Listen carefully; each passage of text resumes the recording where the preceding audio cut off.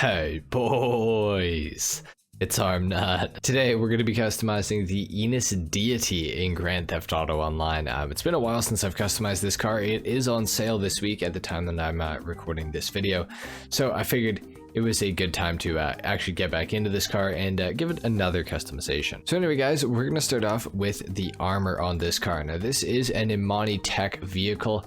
As you guys can see, we can put the missile lock-on jammer or the remote control unit. We're going to look into that in a minute, but first of all we got to do some other customization here. Now we could add the armor plating onto the car, however I'm not a super big fan of the armor plating on this vehicle. I think that it actually looks pretty good. I just don't want to put it on this customization right now, so we're gonna avoid it for right now. For the body trim, we can change this to primary, secondary, or of course carbon. We're gonna actually go for the carbon trim for today. I kind of have an idea for what I want to do with this build. Race brakes, we're gonna add those onto the vehicle as well. For the bumpers, we do have front and rear options. We're gonna take a look through here and just see which options we actually want to go for. I am a pretty big fan of the racer kit.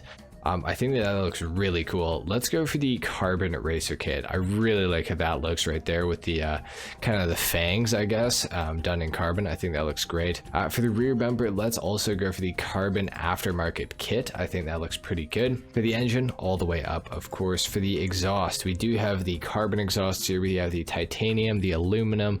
We have some oval exhausts as well.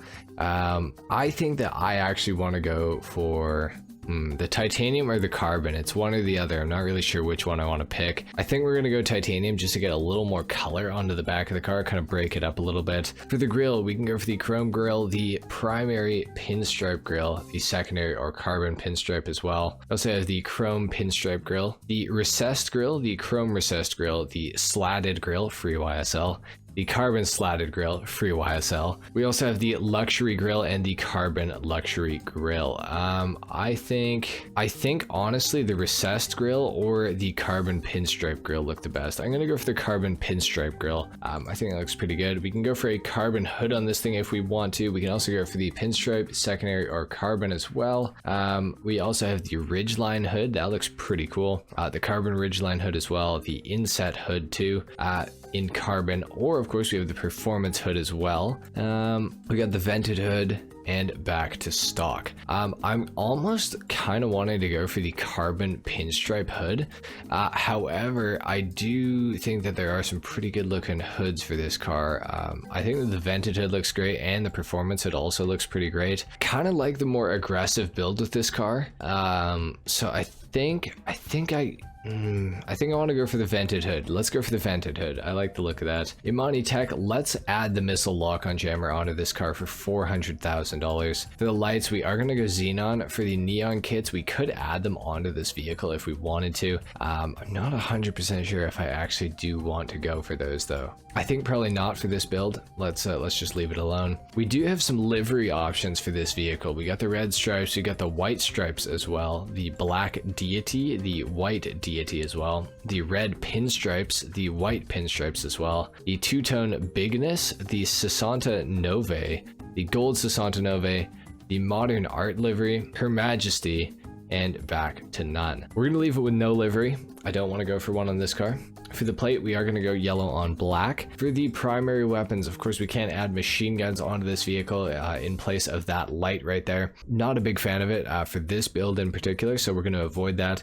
The oil slick proximity mine, though, we will add that onto the car just to have it. I figure, kind of why not, right? So let's go for that. For the color of this vehicle, I actually kind of want to keep it white, but I think instead of a ice white, I think I want to go frost white. So let's go frost white for the primary and maybe for the secondary, or do we want to... Do we want to go black for the secondary? What else does that change? It changes the stitching on the seats there. Black looks good. Frost white. Let's go frost white. Why not? The trim color on the interior of the vehicle, I definitely want to go for a red. And I think because we've gone for pretty neutral colors outside, we can go for a bit of a brighter color on the inside. Let's go Torino red for the interior of the car. It doesn't look too obnoxious, I don't think. For the roof of the vehicle, we got the primary roof, secondary, we got the carbon, we have the ridgeline roof as well, in primary, secondary, or carbon, of course. We also have the carbon inset roof, as well as the primary and secondary as well. I would like to go for the carbon ridgeline roof, because I like the look of the carbon roof on this car. I like how it breaks up the color a little bit. I think it looks pretty good. For the skirts, we do have a lot of options for this vehicle, actually. I'm thinking, personally, the carbon aftermarket skirts are looking pretty good to me. I do kind of like the regular carbon skirts as well, though. But I would like them to be a little lower down too. So I think that, you know, maybe even the carbon aftermarket skirt kit. Let's go for that, actually. I think that looks pretty good. For the spoiler, we got the lip spoiler, secondary, and in carbon as well. We have the flat ducktail on top of that in primary, secondary, or carbon. We also have the primary ducktail, secondary, or carbon as well. The street spoiler, the GT wing, and the performance spoiler as well. I want to go for something pretty basic. I think we're going to go for the carbon flat ducktail. I like the look of that. It's not too aggressive. I think it works pretty well. For the suspension, we can slam this thing all the way down if we want to. It's already pretty low though. I think that I'm just going to go for the lowered suspension on the vehicle. Transmission all the way up, of course, the turbo as well. For the wheels, what do we want to go for? We could go for something carbon. To match up with the rest of the carbon on the vehicle. Could also go for something like the concave mega mesh. Maybe in the sport category even, we could go for something different in here. We could go for the Laws Speed Mark 5s. Those actually look kind of good. Got the 59s, the Mercies as well. You know what, maybe we actually go for the regular Mercies. I kind of like them on this car. I feel like they kind of fit pretty well. Let's do the Mercies on this thing. For the wheel color, we could go black. We could also go frost white to match up with the rest of the car. We're gonna go black. Or maybe, hang on. Maybe we actually go for like a bronze. I feel like a bronze kind of works. Let's actually go for bronze. Let's go for bronze wheels. I know somebody's not gonna like that, but oh well. Bulletproof tires, let's do those as well. And for the windows, let's tint those all the way out. This car is looking pretty mean. I like the look of this thing a lot. Let's take it down to the ground.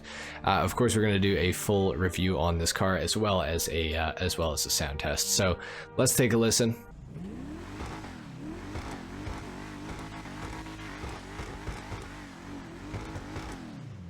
It sounds pretty basic, but also, you know, it could sound a lot worse for sure too. So I definitely won't complain. I think that it's pretty good sounding. So wow, okay, this car is it's gonna struggle, I think, today in the snowy conditions.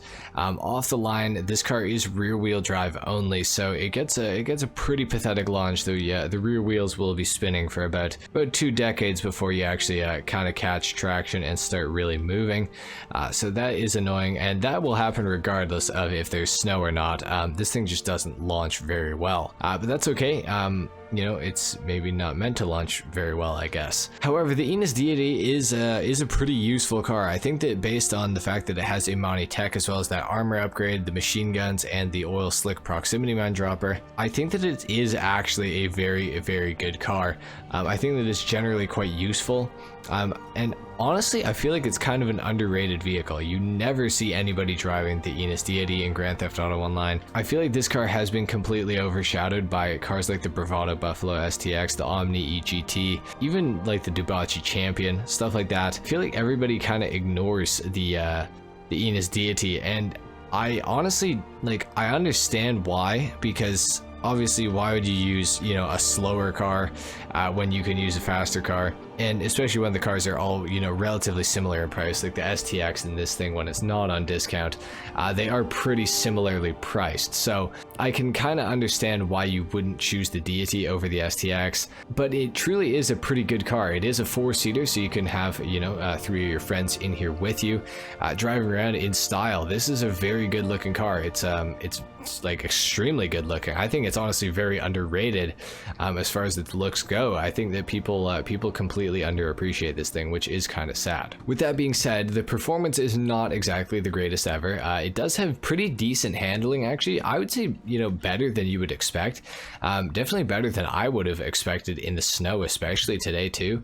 I I was actually completely thinking this thing was going to be awful to drive, but you know what? It's really not that bad. So that's kind of good. The acceleration off the line, like I mentioned earlier, is not very good. However, once you actually get moving, the acceleration becomes pretty tolerable. The top speed of the vehicle is decent as well. Not exactly the fastest. You're not going to compete in races, for example, but for free mode, you know, it's relatively good. It's good enough for sure. And I think with all the customization you can do to this thing, you can make it a very, very unique vehicle. And for that reason, I think that the Enus Deity is definitely worth buying. Just for that reason alone. I mean, it also has all the Amani tech stuff that you can do to it as well, which is just an extra bonus, you know, that will probably push you towards buying the Enus Deity. Overall, I think it's a great car. Definitely one that I recommend picking up, guys, regardless of if it's on sale or not. However, right now it is on sale, so if you are planning on getting one, you should purchase this vehicle as soon as you possibly can. Anyway, guys, that's pretty much it for the Enus Deity customization and review in Grand Theft Auto Online. If you guys enjoyed this video, if you learned something, a like is of course appreciated, if not dislike. Subscribe to my channel if you guys are new, and I will see you all in the next video. Until then, take care. Peace.